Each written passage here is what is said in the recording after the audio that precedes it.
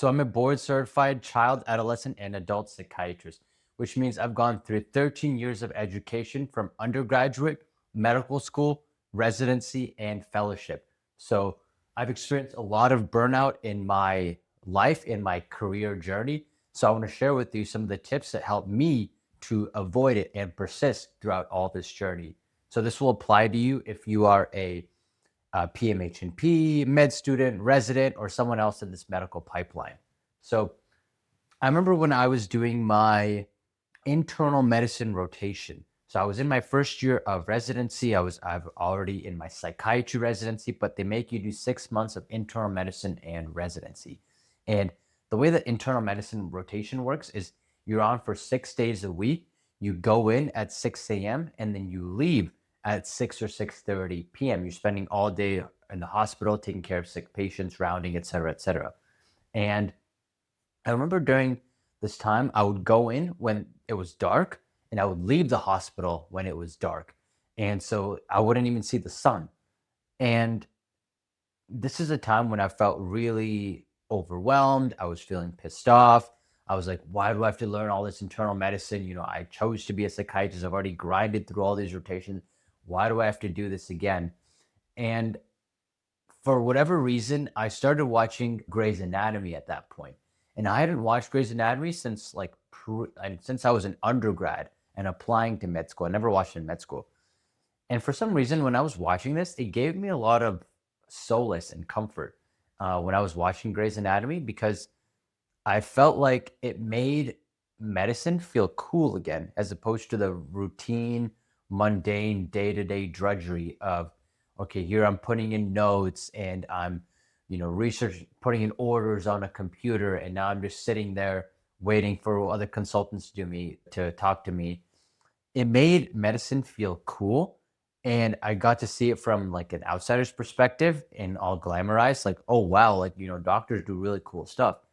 And so that always stuck with me. Like that was a unique tip that I'd never heard before. And so then I started researching into other tips to help with burnout in medicine. So I started implementing some of these. And I can say that, for the vast majority of my career, as I was implementing bits and pieces of these different tips, I've managed to stay sane during my training and really enjoy the entirety of the process.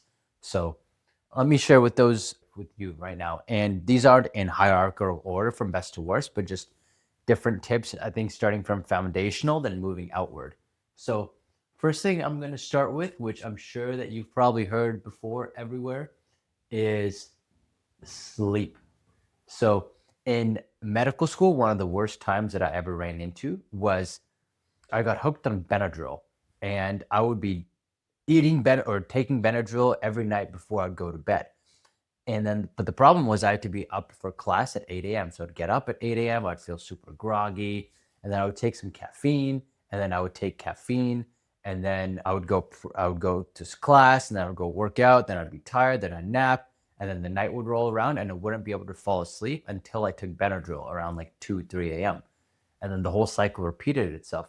Eventually, I had to break this cycle because I realized that obviously it wasn't good to be hooked on Benadryl, but two, I was feeling tired during the day. I was feeling groggy. I was getting irritated. I really didn't want to show up to my classes. And it was just, I didn't feel like I was enjoying life during this like 2 month stretch that I was doing this. And I was like, okay, I need to get off this Benadryl. One weekend, I just detoxed cold turkey and like had to kind of adjust my sleep schedule. But the point is, time and time again, every time I don't sleep well, I immediately feel worse. I can't concentrate and I care less about what I'm doing. So if you can prioritize your sleep, which I know is hard to do in medical training, you're gonna be like a med student, like I'm a surgeon, like I'm a surgery resident. I can't, there's no way I can sleep 10 hours a night. I understand, but we all can still prioritize it. So instead of coming home and doing laundry and doing other things, actually prioritize your sleep. And you know what? Like this just makes me, I'm gonna type in another thing and immediately just skip the kind of the order that I had. So I'm gonna write down the other stuff that I want to cover. So diet, exercise, because this is such a good point. But number 4 is buy back your time. So this ties to the sleep thing. You want to make sure your diet's good. You want to make sure exercise is good. And I'll cover those, but buy back your time. What does this mean? This is a concept where we should only be spending time on things that we value, that give us joy and pleasure and some kind of return on our life. So sleep is one of those. Obviously, our training, our medical training is one of those. However, things like laundry, grocery shopping, cooking, cleaning, all of these waste time that we could be spent doing things that we enjoy and recharging our batteries.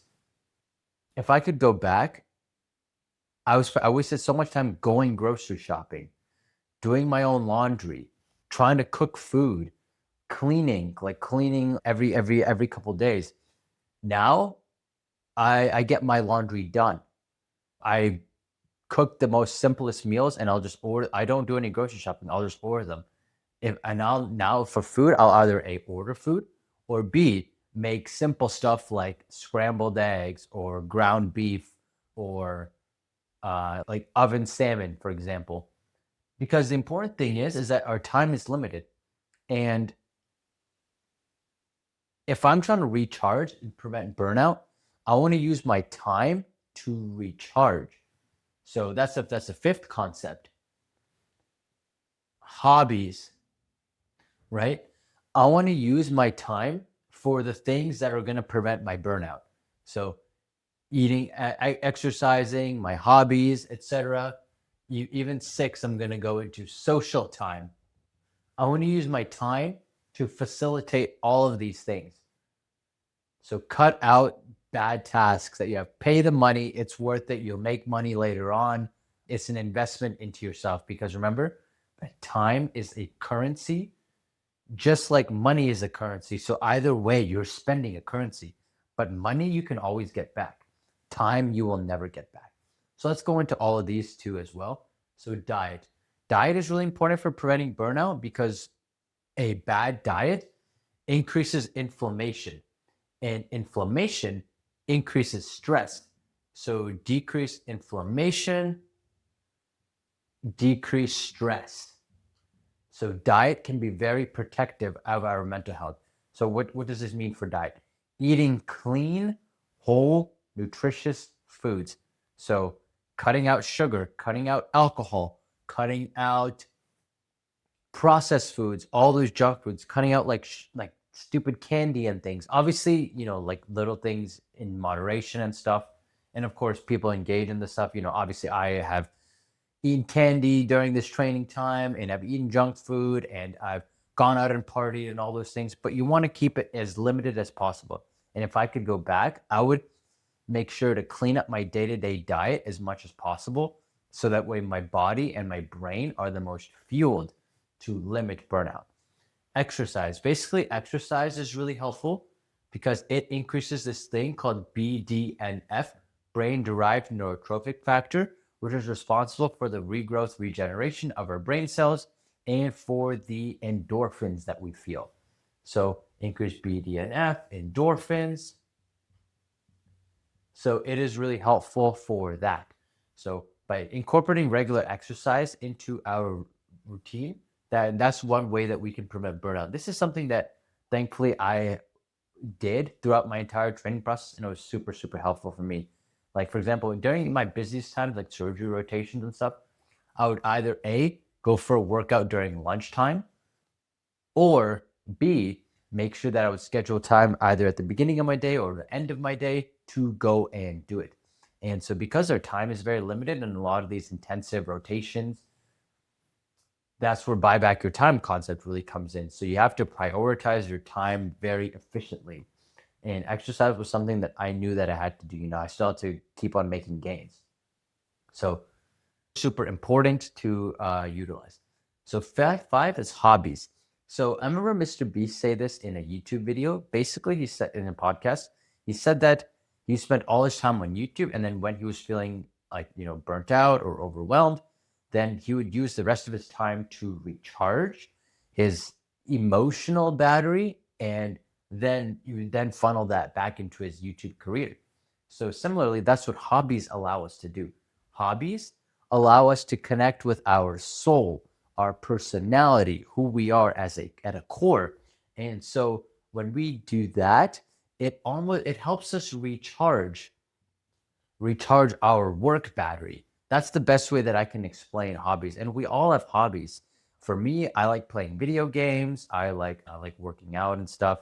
If I'm including stuff not on here, I like reading. I like hanging out with friends. But video games was a big one, and that's one that really fell off for me when I was a lot in medical training. I remember that there's a time I was studying for USMLE Step 1, which is basically a big board exam that we have to take. This was in 2017. And this video game called Horizon Zero Dawn had come out for the PS4. And I didn't have any time to play this game because I was doing the med school stuff that I was studying for Step 1. But I would listen to the music of this game while I was studying as a way for me to still feel connected to the video game world. And I literally remember like watching trailers and when I would be watching this music, like the soundtrack video, I would see some of the gorgeous landscapes in the game.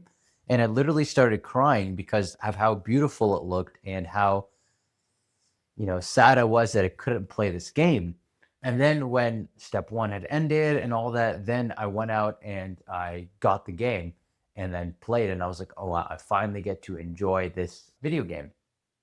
Point being is that the hobbies that we have, they're so helpful in keeping us grounded, keeping us sane, and really connecting with our own soul. So you don't want to neglect this either, because remember, you are a distinct person from medicine, and hobbies are a way to prevent you from just molding completely into medicine.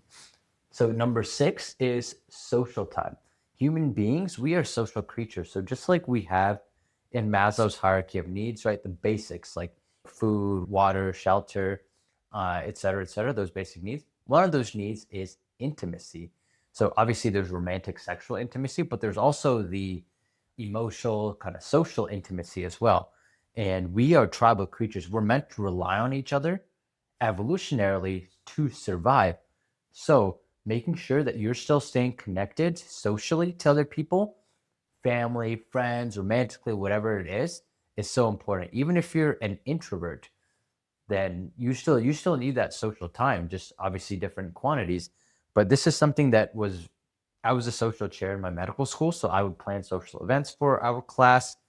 And after every test, like me and my friends would get together, we would have horror game nights. And I would go back in medical school to see all my undergraduate friends like once every month or once every couple months. And this is a crucial part for why I've been able to stay so sane during my medical training, is because I maintained this social time. Super, super important. Number 7, another good way to prevent burnout is meditation. And the reason that meditation is so helpful is because it reinforces the concept of Stoicism, which means keeping an able, stable mindset no matter what is happening. So in Extreme Ownership by Jocko Willink, he's a Navy SEAL who's gone through like a lot of different dangerous missions and has trained Navy SEALs and now does like corporate consulting and things. One of the mindsets that he talks about is the concept of good, where no matter what happens, everything is good. So let's say that, hey, you just won $1 million, good. Your partner's cheated on you, good. Your company is doing exceptionally well, good. Your company is the lowest in the stocks it's ever been, good. Your patient survived a dangerous procedure, good. Your patient unfortunately died or committed suicide, that one may not be good, but how you react to it. Yeah. So the whole point of that, the whole idea is that no matter what happens, you say, okay, good. Which means you maintain an open, like a stable, even keel frame. So even in that patient suicide example, right? Obviously it's not good that the patient had that happen to the patient, but now it's still a training for how you manage your emotions. So you can still say, okay, good, this is going to teach me on how to become a more stable provider and how to more deal with this thing, right? You always see the good in the situation that's occurring. And one of the ways to do that is to learn meditation and practice the concept of stoicism, basically staying in the present and being emotionally unreactive to things. And that's one of the best ways that you can prevent burnout, so you don't feel overwhelmed and other things. Honestly, another one, 8, so I never did this personally, but I had colleagues who do this, is pursue psychiatric care. So I remember when I was in my internal medicine rotation, there was a senior that I worked with, and he was feeling overwhelmed in being internal medicine residency. And so he told me that he was seeing a psychiatrist and he started Lexapro. And he said that that helped him so much. And he was able to deal with a lot of the BS of psych residency or internal medicine residency because he saw psych care. I saw a therapist in my first year of psychiatric residency. So, I've done it and plenty of other colleagues have done it too. So there's no shame in needing to do this, seeing psych care if we need to do that. So no shame in that. So number 9 is weighing out inputs over outputs. So what does this mean? So there's things in life that we can control, and then there's things in life that we cannot control. So when we focus on the inputs, this means we are focusing on the things we can control in our lives. So we can control the dose that we choose for patients. We can control the medications that we choose. We can control, how we behave with the patient. But I can't control if the patient takes the medication, or I can't control if the patient relapses. I can't control if we tried a good treatment and the patient did not get better. So the outputs, we can't control the outputs of the situation, but we can control the inputs. So the problem that people run into is that they focus on the outputs. They're like, damn, my patient didn't get better, or dang, my patient doesn't listen to me, or dang, like I keep seeing there's so many patients, or the patients have such significant problems, or focusing on things that we cannot control, which is not helpful. Only focusing on the inputs, the stuff that's in your control. You'll feel a lot more sense of calm and mental sanity when you do that. And you might realize that, okay, a lot of the stuff that I'm focusing on is not even in my control. So why am I wasting time even thinking about it? So that's that concept, focusing on the inputs over the outputs, on things you can control. So that's number 9. And then lastly, number 10. So this is, I guess it's kind of a woo concept, but it's really not. And this is one that I struggle with a lot personally, is focus. Remember that you are helping people. So you are actually helping people in our profession. And this is something that obviously seems so obvious, but like I forget it all the time too, because like you just get in the day-to-day, right? You're just doing your thing. And for us, it seems like a routine, normal, everyday thing. But for the patient, that could be like, it's one of the worst days of their life. Or this is a significant deal to them, whatever issue or problem that they're coming to you with. And this ties back to the whole Grey's Anatomy thing. It glamorized it because it makes it feel cool and makes it feel like, wow, the Grey's Anatomy surgeons are doing life-saving stuff. And so it's the same thing for us too. Like it's in the psychiatric field. We are still helping people at the end of the day, and just remembering that patients are struggling and we are helping them. It's an honor, and you get to really make a difference in people's lives. People say, wow, thank you, I feel so much better. And you got to do that with your skill set, got to help somebody. And there's a rare skill set that we have, the skill set of medicine, the skill set of psychiatry. Not everyone can do this. So the fact that we get to do this and we get to actually make a difference in people's lives, it's gratifying. It's got that internal kind of gratification that you don't see anywhere else too. So I think this is really important to remember, that helping people, that this is ultimately, when you sleep at night, right? Like remembering this, and this is hard for me too, because I get focused on some of the other stuff and I get focused on the stuff that's impacting my own life. But the fact, just remembering that, okay, you help someone can help you sleep more soundly at night. Okay. And then I'll write number 11 for a bonus one. So I'll write bonus. Go somewhere, get compensated well. So this applies, of course, when you're outside of the training stage and you're more in the, job stage. The better you get compensated, the less burnt out you're going to feel. For example, like I remember when I was in residency, you only get paid like 10, 20 bucks an hour for the medical care that you provide, which is such an undervalue of your skill set. And so it's easy to feel a lot burnt out there because you feel like your hours are just kind of grinding to the system. And my sister feels this way. She's in podiatry residency working 70, 80 hours per week. And she's like, man, like the attendees are just sitting there and I'm coming in for all these call shits and I'm doing all this extra work when I know I could be getting paid way, way more. And same thing I experienced obviously in Psych too, because then when I started moonlighting, then I was making a lot higher money when I was moonlighting in my third year, but I'm still working residence and doing the exact same stuff. And I was like, wow, okay, I don't feel bad about moonlighting because I'm making good money. But when I'm grinding in for 40, 50 hours a week on this residency stuff, then it's like, man, like that really does contribute to some burnout. And now even as an attending, right, as my value as a psychiatrist increases, the less I'm tolerant of shitty salaries and like bad pay because I'm like, this isn't even worth my time. So I don't want to do this anymore. It's even so jobs that I may have been satisfied with before, now I'm not satisfied with now. And I'm going to feel way more burnt out if I do those jobs because I'm not getting compensated fairly for that. So you just want to make sure that you're getting compensated as well. And because some of the students in my program, in my PMHNP program, have said the same thing too, that they're experiencing burnout because they're in crappy jobs that they don't like. So in our program, I'm helping them find better jobs as well too, and better opportunities, whether that be in private practice or elsewhere.